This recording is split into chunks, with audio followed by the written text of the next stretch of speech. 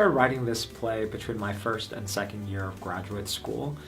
I was attending at that point a language intensive to learn Khmer, the Cambodian language, for the very first time. Growing up, my parents did not pressure me to learn my family's language, so I grew up sort of wanting to know it, but not having the skill set to understand it. And so I attended this language intensive as an adult, and then I found the experience to be really unique and challenging and very emotional. And so I started writing about the trials and tribulations of that experience and how utterly human I felt. And that was the first, I guess, germination of that project. And thereafter, I continued to write and formalize the writing. And my last year of graduate school was when I actually performed for the very first time the first iteration of the play as my final thesis project. So the play, Knyum, is about a young Cambodian man who works at the front desk at a hotel. He works the graveyard shift, so he works from 11 p.m. to 7 a.m. And there, he sort of witnesses his dreams, encounters nightmares, inherited by his family's very traumatic history. His family is from Cambodia. They're immigrants and survivors of the genocide in Cambodia. And so during that time, he's also learning Khmer, the Cambodian language, also anticipating his very first trip to Cambodia, and also he's tasked himself with writing the great Cambodian American opus, which to him is essentially his idea of really trying to figure out how to chronicle his family's history. So between those hours, he has tasked himself with a lot of things, and he is trying to get through his shift, but also trying to understand his parents and trying to understand himself and trying to sort of bridge that gap between generations and cultures. I mean, the character is very much based on myself. I hesitate to say that it is an autobiographical show, but it very much is. It's based on my relationship with my parents. It's based on my own experiences working at the front desk of a hotel, the graveyard shift, at this hotel in New York City. And actually, that's where I wrote a bulk of the piece, because I had all this time. And so I've given myself permission to create some distance between that person, the character of Guy, and myself. But it is very much based on my own experiences, being challenged with this culture and this place that I had never been before, but informed so much of who I am as a person. So I'm really excited that Knyum is premiering in Lowell, Massachusetts at Merrimack Repertory Theatre. Oftentimes, the regional theater audience is such that it is subscriber-based and it is primarily middle-class white Americans. And what's so exciting about Sean Daniels, who's the artistic director, is that he has such vision and he wants to try to really invite audiences to see different kinds of stories. And especially in Lowell, Massachusetts, which has the second biggest population of Cambodians in the country, the fact that Sean has sort of said yes to a Cambodian American narrative and put it on the stage and shared this with this audience is so exciting. And you know, we had previews last week, and one of the most exciting things was I could hear the trickling of Cambodian people coming into the audience. And the Cambodian people are incredible. They don't necessarily go to the theater.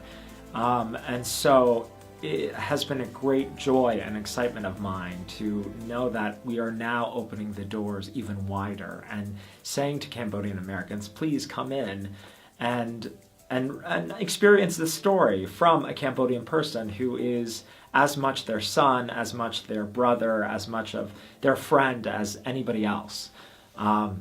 So it's really exciting that I am now sharing my Cambodian American story with an audience that I find to be integrating in a way that I've never shared a story before. So it's exciting. Yeah, it's new. It feels really fresh and exciting. So my name is Sean Daniels, and I'm the artistic director here at Merrimack Repertory Theatre. And I'm on the set of Knyum, which is written by Vichet Chum, and he performs in it, and it's directed by KJ Sanchez. When I first got the job here, I knew that Lowell had the second biggest Cambodian community in the country, so I thought, here's an easy programming thing. I'll reach out and I'll get all the great Cambodian playwrights and I'll program them in each season. I found out that that's a little easier to say than it is to do, and as I started, I actually couldn't find any Cambodian playwrights. So I started kind of a national search amongst our associate artists for people to help me find somebody. And after 2 years, I found Vichet Chum, who was working on this piece at the time and actually doing a reading of it in New York. So I went and saw it, and I was very inspired by where he was, and he was very early in his process of putting it together. But I thought it was lyrical, it was gorgeous, he's an amazing performer. And then the election happened. And I woke up the next day after the election and really felt like if you are lucky enough and privileged enough to be in the position where you get to choose what stories are being told, then telling stories about people that look differently than you is the most important thing that we could be doing over the next 4 years. So I wrote to him to say, like, let's do your play. Let's figure out what we have to do. Let's dedicate the resources that it needs to be ready to go in time. And funny enough, he was actually in Cambodia, his first time going back, fretting about the election from the other side of the planet, and then got the email saying that we wanted to do it. So we started working on it over and over again to get ready for this. But one of the things that he really wanted to do, which I think is so smart and so part of what we want to do, is to figure out a way to reach out to the Cambodian community. We haven't done a play by an actual Cambodian in 15 to 18 years, depending on who you ask. So we haven't built up that level of trust in terms of the work that we're doing, in terms of people feeling like the work that we do is for them. So we got a grant from the Lowell Cultural Council to reach out to the Cambodian community. So some of the things that that's allowed us to do is that the posters and the ads that are around town are half in English, half in Khmer. We were able to get, our curtain speech is also half in English, half in Khmer. And we were able to subsidize tickets so that students, high school students and college students that normally perhaps wouldn't have been able to afford, that they can come for the first time and be able to see themselves on stage and see us being dedicated to telling their types of stories in our community. So that grant has helped us a tremendous amount in terms of being able to reach out and do things that we wouldn't have been able to afford to do otherwise. You know, what was amazing was last night was our first preview, and we had like 75% kind of our usual older audience and 25% young Cambodians that had never been in our theater before. And so there's a lot of moments where Vichet talks to the audience in Cambodian, and of course in rehearsal, every time that he's talked to the room, nobody has talked back. And for the first time last night, you know, he said hi in Khmer, and you know, a quarter of the audience responded saying hi. Or he told jokes about like dirty words that he was learning, and a quarter of the audience would laugh before the rest of the audience knew what it was. So it's just really thrilling to see our audience begin to grow and be able to see us really be able to be a community center and a real place that all of Lowell can come to. You know, I did not know Lowell before I came here. I knew of Lowell just in respects to the fact that it had such a large Cambodian population, but I had never been here before, and it has been one of the most remarkable experiences of my life. I think Lowell has such a unique thing going for it. It's such a diverse community, and it has so many immigrant communities, different communities, period, sort of coexisting with one another in a way that feels very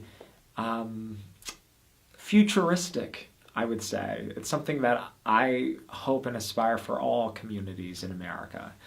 In terms of people coming to the show and responding to what I'm sharing, it has been so generous and kind, and people are really receiving this story. From both people who are Cambodian and non-Cambodians. I've gotten emails from Cambodian people who shared with me, I've never seen a Cambodian on stage before. I've never seen a Cambodian writer, actor who is sharing our story. And to me, that alone is extraordinary. And then people who are non-Cambodian, I think that they're just excited about seeing a diversity of stories, and a story that also does reflect their community. And they've been so generous to me, and it's sort of what you wish for all theater communities to be like.